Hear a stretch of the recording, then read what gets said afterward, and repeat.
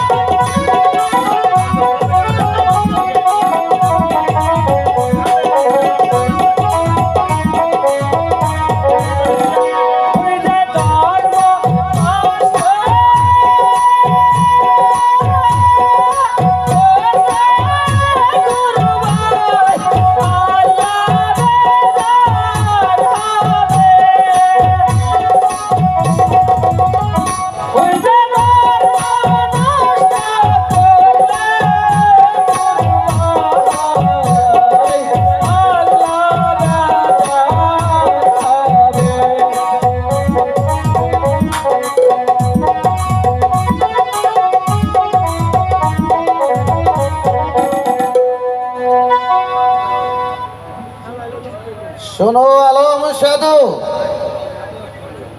তুমি যখন এত করে কান্নাকাটি করছো, ঠিক আছে, আমি তোমাকে নিয়ে যাবো ওই নজিমনের বাসর ঘরে, কিন্তু একটি শর্ত আছে। কি শর্ত গুরু ভাই? তুমি কথাটা শুনে নাও। তোমার সময় মাত্র 3 দণ্ড, যাইতে 1 দণ্ড আর আসতে 1 দণ্ড, আর নছিমনের কাছে 1 দণ্ড। শোনো আলম সাধু, কিন্তু আমার কথাটি মনে রেখো, আর এই 3 দণ্ডের বেশি হলে আমি মারা যাইব। শুধু তাই নয়, এবং কি তোমারও মৃত্যু হতে পারে।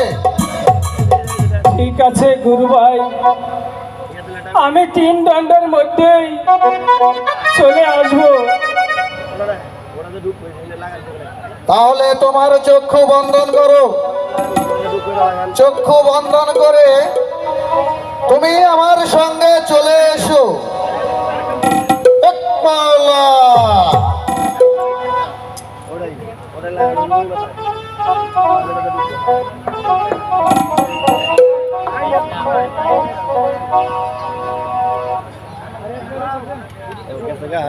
মাঝে